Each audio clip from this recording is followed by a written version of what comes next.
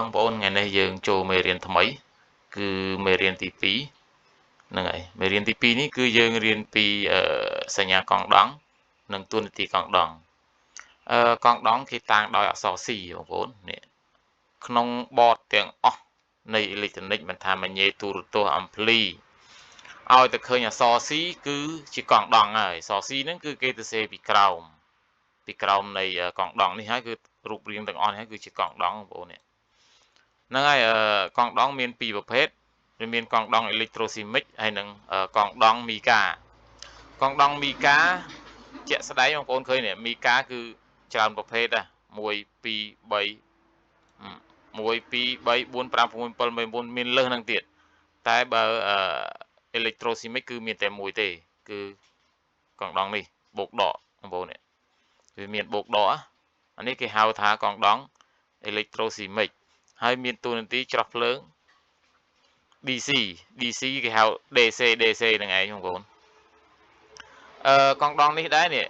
ដកបងប្អូននេះដកវាគឺមានឆ្នូតមួយឲ្យតែប្រភេទកង់ដង់ហ្នឹងគឺមិនថាឆ្នូតពណ៌រាងប្រផេះឬក៏សអីទេអាហ្នឹងហើយគឺជាសញ្ញាដករបស់វានេះជើងហ្នឹងបើខាងដែលអត់មានសញ្ញាគឺបូកបងប្អូនហ្នឹងហើយកង់ដង់អេឡិចត្រូស៊ីមិកនេះដែរគឺសញ្ញានិមិត្តសញ្ញារបស់វានៅតាមបតគឺអញ្ចឹងបងប្អូនប៉ុន្តែគេដាក់សញ្ញាបូកខាងដែលអត់ដាក់សញ្ញាដកហ្នឹងគឺដកហើយនេះឃើញទេអានេះមានបូកដកចាំឲ្យច្បាស់អេឡិចត្រូស៊ីមិកគឺមានបូកដកហើយតួនាទីរបស់វាគឺច្រោះភ្លើង DC ឬក៏ DC នឹងឯងបារាំង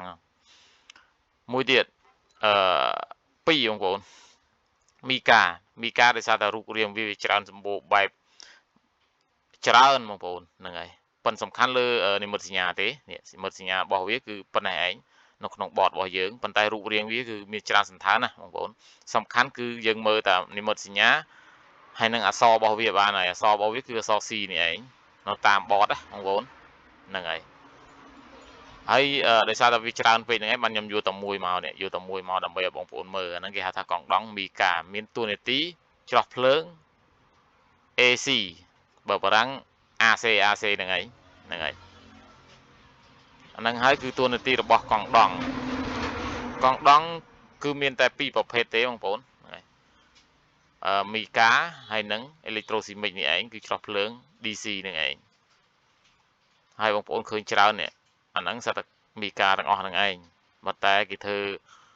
មួយប្រទេសនេះអ្នកធ្វើមួយប្រទេសនោះអ្នកធ្វើអញ្ចឹងរូបរាងនិងសន្តានរបស់វាខុសគ្នាប៉ុន្តែបើកង់ដង់អេឡិចត្រូស៊ីមិកនេះគឺរូបរាងវាតែមួយទេ